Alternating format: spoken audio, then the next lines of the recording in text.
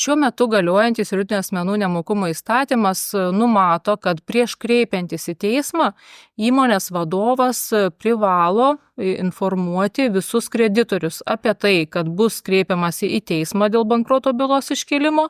ir kiekvienas kreditorius turi būti informuojamas arba per antstolius, per kurjerius, registruota pašto siunta, gali būti informuojamas ir elektroniniu paštu, svarbiausia, kad būtų gautas patvirtinimas, kad laiškas pasiekia adresatą. Informuojami turi būti visi absoliučiai kreditoriai, tame tarpe ir biudžetinės įstaigos, ir visi darbuotojai. Ir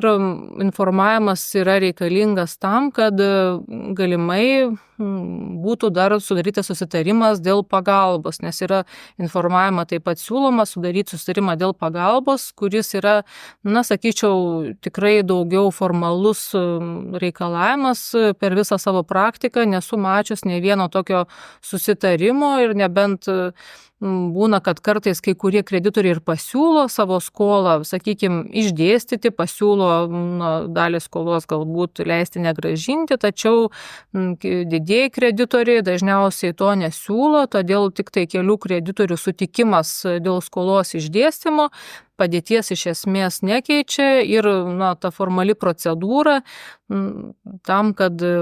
prieš kreipiantis į teismą greičiausiai būtų jau kreditoriai supažindinami su situacija, kad tai nebebūtų kažkoks tai siurprizas, kad kreditoriai galėtų jau komunikuoti su įmonės vadovu, tartis, kaip, kokia čia toliau ta procedūra vyks.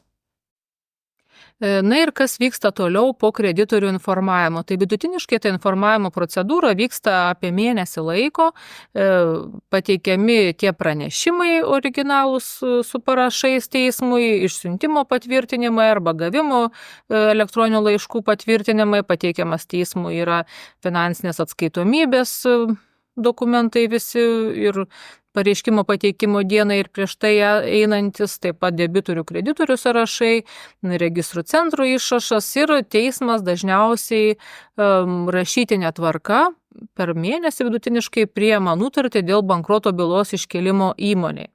Nutartyje dėl bankroto bylos iškėlimo teismas visada nurodo, koks bus administratorius paskirtas administruoti įmonę ir koks bus jo bazinis atlyginimas. Šiai dienai administratoriaus bazinis atlyginimas yra 5 MMA, tai 2024 metais jisai siekia 4620 eurų. Tai yra palyginti suma nedidelė pagal bankroto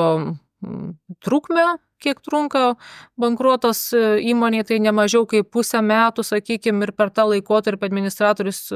negali gauti kitos įmonės, kadangi yra dirbama pagal apskaičiuojant darbo krūvius, tai yra darbas, už kurį turi būti sumokama. Taip pat yra numatoma nutartyje būtent sąlyga dėl dokumentų perdavimo. Dažniausiai numatoma yra 15 dienų, per kurį įmonės per tą laikotarpį įmonės vadovas turi perduoti paskirtam nemokumo administratoriui visą įmonės turtą ir visus dokumentus.